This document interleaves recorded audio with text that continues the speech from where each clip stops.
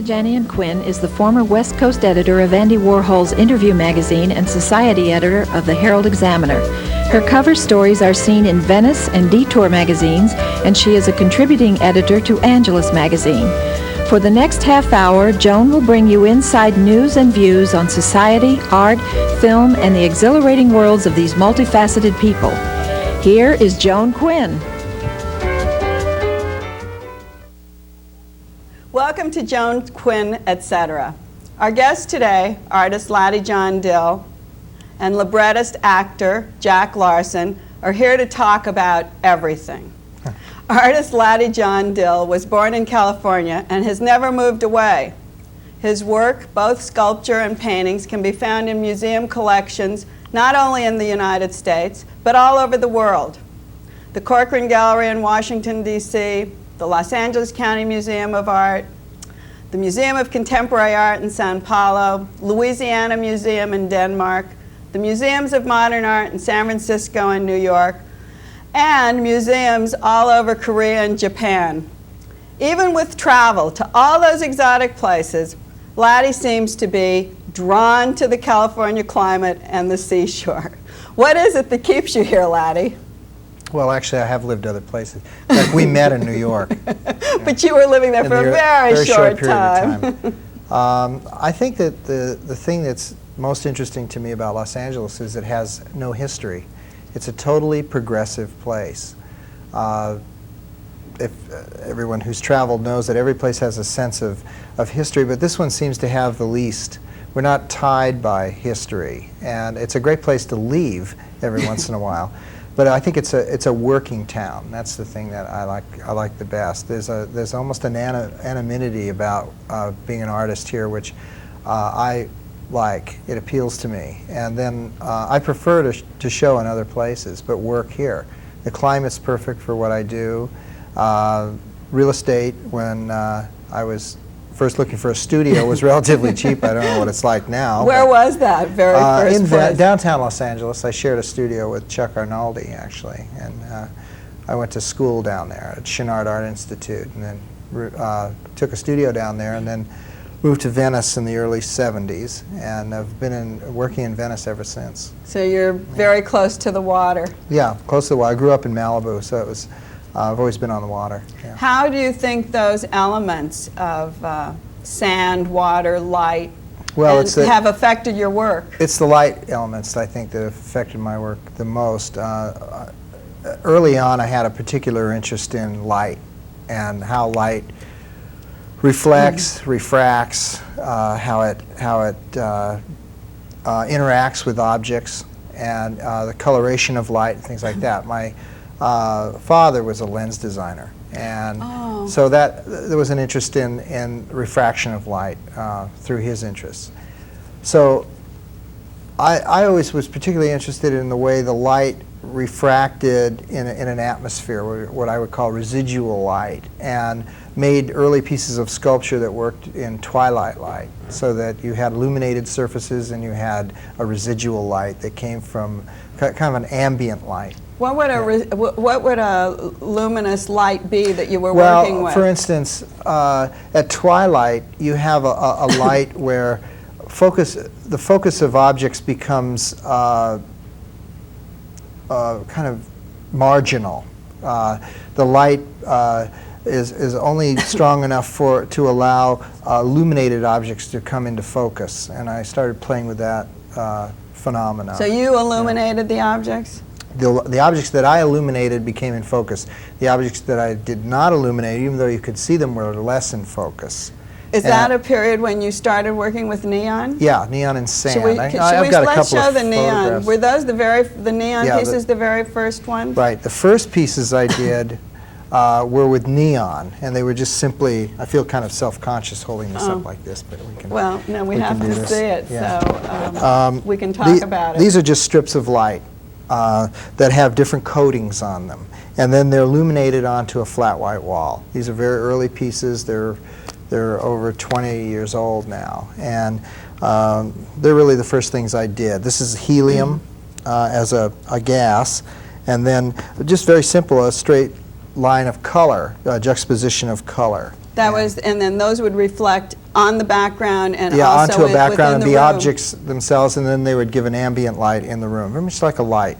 And then From that, I got into reflecting onto more irregular surfaces, and I started working with sand. And I think that's sort of what I became known for, was working with the light and the sand. this is hard to Yeah, it's hard to see. I'll see, but explain. explain What it this to is the same kind of system that you see with the tube, except it's buried in the sand, and it uses sand as a reflective device. So you don't actually see the tube, you just see the reflection of the light onto the sand.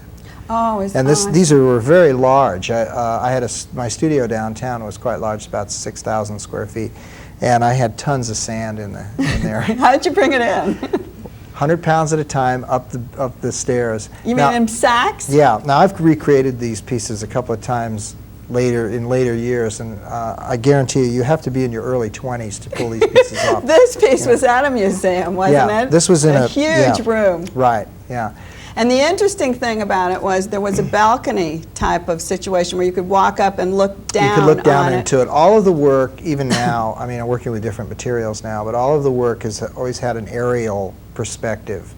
So like large land masses at great distances. At first it was closer in, almost like looking at canyons or a landscape orientation.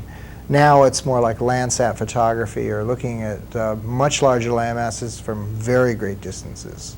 Here's also Yeah. not neon, but just glass. Well, this incorporates argon, but it's a little different. Here, I'll use the back of that's it. great. This is glass, plate glass, very architectural setup, and I have a reflected edge on the glass that comes through, and then it's reflected into the sheets that are adjacent to it. The sand in this case works as a system that's arbitrary but holds that minimal structure, that architectural structure. So the two interact. Where's the light source coming? The light is actually in the sand, deep down into the sand. To bring it up through the sand, I just shove glass down until the edge of the glass touches the light, and then brings it up through. It's edge-lit glass. So the edges of the glass get lit. Right. This is an installation, obviously. Yeah. I don't know how you term an installation or how you define an installation.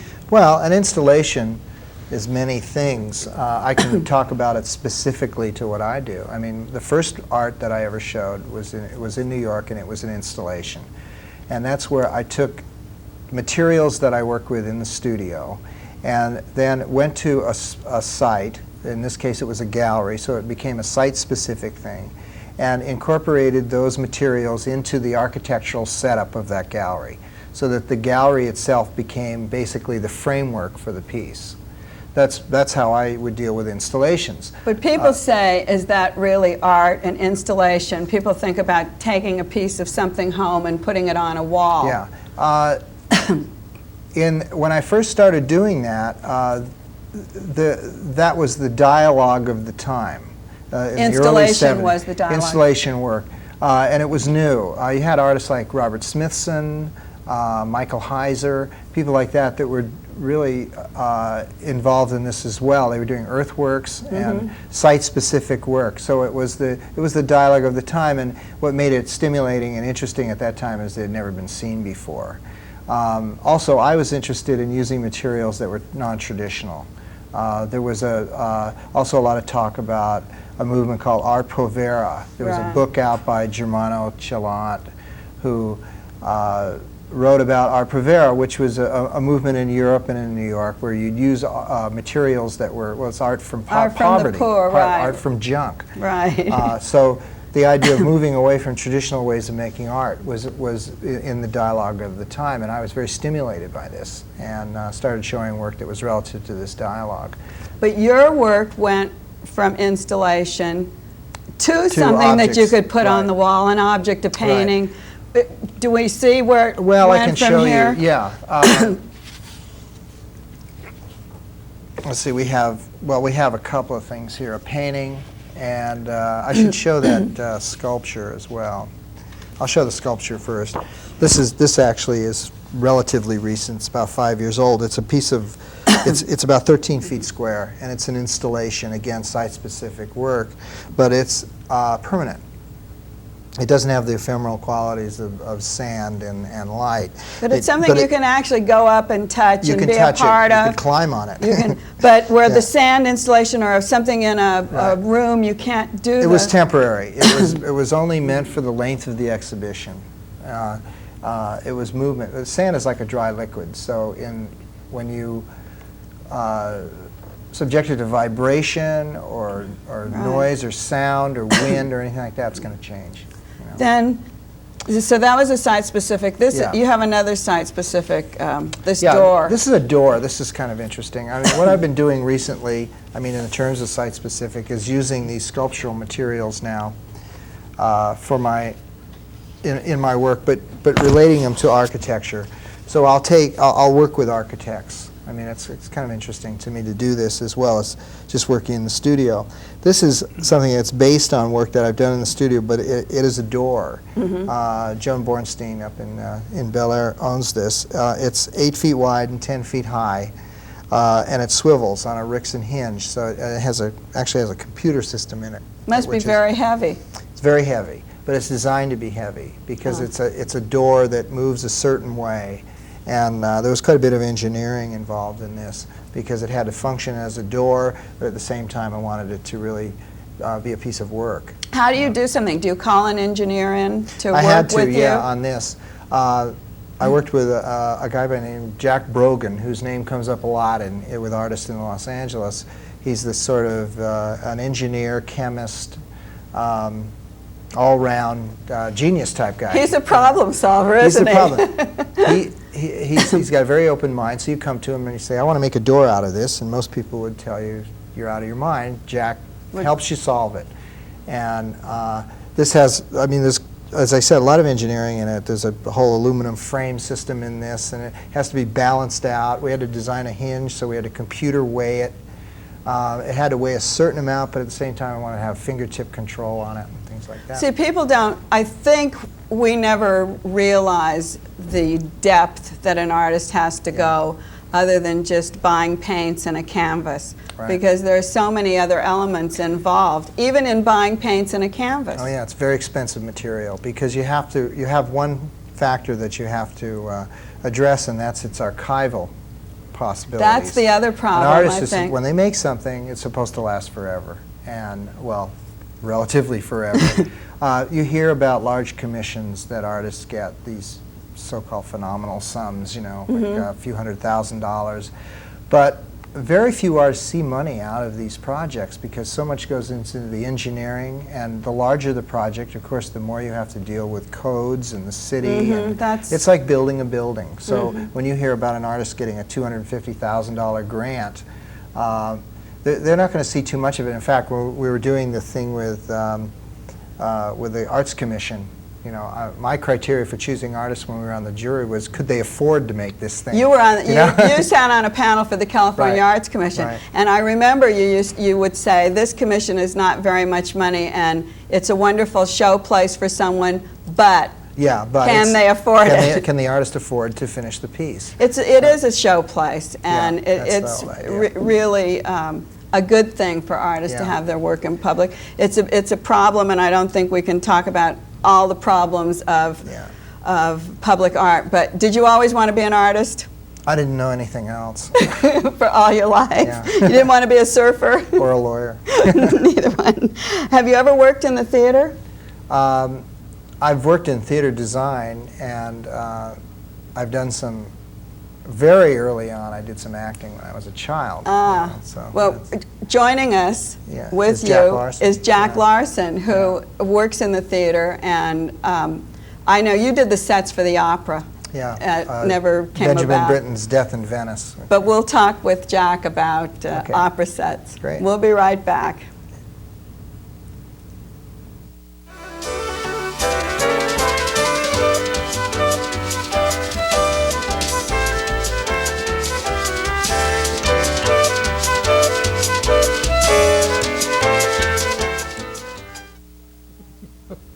Welcome back.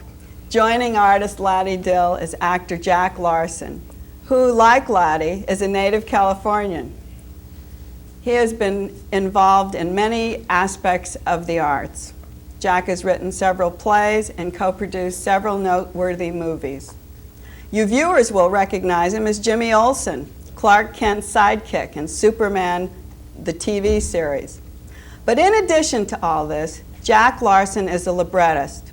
The only librettist, aside from Gertrude Stein, in the 30s, who had the opportunity to work with the late American composer Virgil Thompson. Jack, how did this all happen, and when did Mr. Thompson die? Virgil died 2 years ago. He was what he would have called his 93rd year. He was 92. Is that? He liked to, the only person How I've did known, you? he liked to be older. You like to be older. How did you meet him? Well, I'd quit acting. I got so typed as Jimmy Olsen that it didn't seem worth going on. You know, battling. You typed, and there was no crossover. We laugh, but it was a terrible time. It was like now people I've worked with, like Michael J. Fox and John Travolta and such, they could bridge from television popularity into films, but at that time you were really blacklisted from films. If you were working in television in the 50s, you were the enemy, and they wouldn't give you a part no matter what. And so I just decided to heck with it all, and I'd always written, and so I didn't want to battle. I've never been one to make myself unhappy.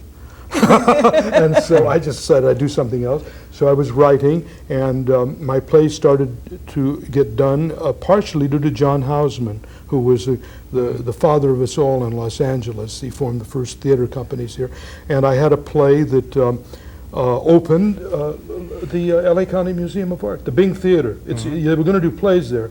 My play was the only play they ever did. They opened it. Rauschenberg came with his dancers. They had the big, what's his name, Barney's Beanery, Ed Keenholz. the Keenholz show, and we all closed the museum. Your play went on? My What play, was the name of The it? Candied House, was directed by Jim Bridges, and it was there, and wonderful sets. Anyway, the play had a great success, and Henry Hopkins was in charge of all of that at that time, and they extended the run, and we had a lot of attention from the LA Times and things, and John Houseman told Virgil Thompson that Virgil had been looking for a librettist for all these years, and said there's this fellow out here who writes in verse, and this play was in rhymed couplets, about 3,000 lines of rhymed couplets, The Candied House, and Virgil was wild about the play, and he asked me if I'd like to write a libretto. So what was for the him. first libretto? The only libretto is not First the and first. the only. That Is you that don't do that right? twice. Oh, yeah, I told you, I'm not someone who make myself unhappy. It's a terrible position being a librettist. It's like trying to create a piece of art for an architect who tells you. Oh, yeah. I know that one. It was a What- wonderful experience with Virgil, but it's not, you're finally working. We're writing a libretto. A libretto is nothing unless it's set to music. Well, tell us what a librettist does. A and librettist, how- a tell us- libretto is a play in verse. De Ponte, you don't know the magic flute and all the works of Don Giovanni and so. A librettist writes a play in verse that then's set to music. Well, you have that. I have this here, that's and a it's published- just the project you did. Well, that's Lord Byron. We did it. It was commissioned by the Metropolitan So libretto Opera. would be an operatic play. It's an operatic play, and then they set it to music. And but finally, But let's open it, and that's the music, and there are the words. that's the music. And those it's are a the very words. that was done live from Lincoln Center 5 years ago. John Houseman directed the premiere production of it, and it's well, we can just set it down. How it's heavy. long did it take to write this? Years and years and years, because what you're doing is you're making something viable for the theater, but then it's nothing unless there's music to it. So finally, if the composer says, I can't write music to this scene, this thing, it's like working inside the mind of God. You have to make God sing, and in order to get the music, you eventually have to move the composer to music. And of course, it's a work that has to be musically valid. It's not like a play which only has to be dramatically valid. It has to be musically valid. He's always right. It was a great honor to work with Virgil, and it's a marvelous thing in my life. We're having a performance of it, a major performance, at the end of this month. Where? At the Monadnock Festival outside of Boston. Well, it's actually in New Hampshire. And then a recording, which will be out next year. Koch International is recording Lord Byron But did Lord Byron start with a book, or did it start in your head? It started with an idea. Gore Vidal told Virgil was always looking for a subject, looking for another librettist, and Gore Vidal said Lord Byron would be a fine subject for an opera. So you actually wrote the... I wrote the play. It wasn't It's a book play. to begin with, and then Nothing. you wrote the words. Yes, I wrote a play.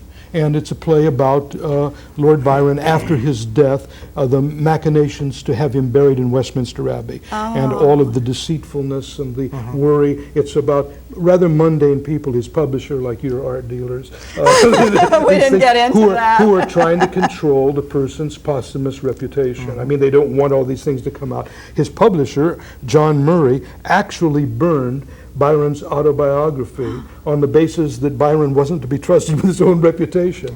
Oh, he wrote a dear. memoir, and that's what the opera's about. Well, has the opera, and do you have any plans to take it to Europe? Well, there's always Especially- talk about, listen, it's the hardest thing to get done in the world is an opera. Yes, there's talk about it being done actually in Chicago, and it's been done. It was broadcast live from Lincoln Center. It'll be done a lot. But would it be taken to Europe? Yes. and- Well, no, this production is a concert performance of it. The thing is that in order to get an opera done these days, you have to have a record. Once you have a record, because our impresarios no longer read music, basically, or are musically accomplished, but they listen to records, as do the critics. And so, and it's very, very rare thing to have an opera, a contemporary opera recorded. But it's being recorded, and then we'll have a lot of performances. Yes. Knock on wood. Would you have any say-so in the sets or in the costuming or any of that? Or Now, will you? after Virgil's gone, I'll have total say-so. Virgil always had say-so. Yes, they have to deal with me.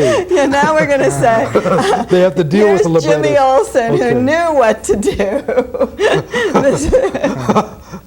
When you were acting, you could do anything with Superman, couldn't you? And now you can do anything again. No, well, we do. Well, when I was acting, that was a wonderful experience, and that's George Reeves, who played Superman and Clark Kent, who was a wonderful fellow to work with.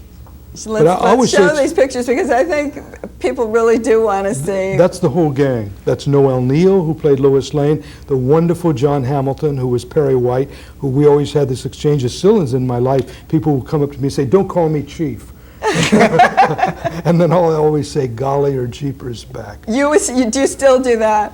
I just said it, golly. Do Jeepers. people recognize you on the street All the still? time. I don't know how, but they do. Where were those shot, Jack? These were shot in many studios. Basically, RKO Pathé, which is now Culver Studios, Yeah, right. where I've co-produced a couple of films, and Perfect and Mike's Murder, which was a wonderful feeling walk on that lot. And George Reeves, on that lot, played one of the Tarleton twins in Gone with the Wind. Oh, so he had been there before? He'd been in the, I was there afterwards. You were there afterwards, but then you went back again. Yeah, I'd been a kid under contract to Warner Brothers. I was a Warner Brothers brat. And there's a picture somewhere of Warner Brothers film. No, that's Superboy. Ah. You came back again and comeback. acted after just how couldn't- many years? Here's your photograph. They wanted me to do a guest shot in this Viacom's Adventures of Look at- Superboy. And so for years they've been after me, and they were shooting the last of 100 shows, and this wonderful kid, Jerry Christopher, came out and said it would be a dream come true if Noel Neal and I would come and guest in Superboy. And so we did, and I acted for the first time. How did you feel getting back on the other side of the camera after I making loved it. those? I'm a ham. Did And I you? regretted quitting all those years ago Did you? because it was great fun. It was a little culture shock seeing this young guy with an S on him. and all of that. But I enjoyed it very much. We did it in Florida at Universal Studios in Florida. And it was tons of fun. Maybe you'll start your career again. I think not. When you're on a set with, say, John Travolta and Jamie Yeah. Lee Curtis, Deborah Winger, you made Yes. Mike's Mike's Murder, Murder. you made Perfect, you I co-produced produced Bright Lights, Bright Big Lights, City. Big City. Do you become friendly with the people on the set, or is it all over at the premiere? No, it's not all over the premiere. If I like them, no, I just, actually, I was talking to John Travolta today. He lives in Florida now, is a wonderful guy. No, they're all. I don't get. I stay off the set pretty much. My function in the production company, basically it's Jim Bridges' production company, and I'm vice president of it, Skyway. I stay off the set, and what I do is I'm a presence in dailies. I know the script. I'm the only one in the production that knows what Jim is aiming for, how all the characters will work, how it will work if it's going to work, and because it's a chancy thing doing a film. And so I stay off the set so I'm not deceived by what the actors are doing, watch in dailies, and just say, listen, if this is what you're attending, this character is getting a little off shape and whatever, and then I'm apart. What career do you really prefer? Acting, producing, librettist? I don't. I do anything that comes along. Laddie, I know you've done sculptures for ships. Yeah, that's true. It's wonderful. You do what comes along. You do your best. If you can relate to it, excuse me. Oh, what Joan's got. Yes, I know. If you can relate to it, you can do it. Yeah, sure. You, aside from Virgil Thompson and working with some of these great old timers, quote, I know you were great friends of Greta Garbo, or you knew her. I don't know how. Well. Yeah. You did know her very well. Yeah. And we have about a minute and a half left. Yeah. Tell us a little bit about some of those inside things, because I know you wrote some stories about her. Well, you asked me because the Washington Post editor knew I knew her and asked me to write the piece after she died. Well, the odd thing, I knew her through Salka Viertel, who wrote most of her films and who was a great friend of mine. Spent a lot of time with her in Switzerland. The odd thing about her was she was very different than anybody thinks. She was a woman who liked to have fun. She was always laughing, she'd walk, she was entertaining. She was still beautiful when I first met her in the 1960s, and it was a lovely woman. I saw her basically in a family situation with Peter, Salka's son, and they're in Klosters, Switzerland. And the one thing about her that was frustrating is she would never tell you anything you wanted to hear. She would not mention actors she'd worked with, films. This was out of bounds. But she'd talk about furniture, how to get rugs cleaned. She was very interested in antiques. Like a down-to-earth person. Well, she was a kind of housefrau. She was an amateur decorator, I think, and she bought paintings. She had, oddly enough, a Jawlensky, which surprised me. She had a Renoir, and she was a lovely woman who was out trying to have fun. Well, will you come back and tell us more about her? We have to leave. You know it all. You know it all. That's it. I want to thank Laddie John Dill for being with us today, and Jack Larson. Thanks very much for being on Joan Quinn, etc.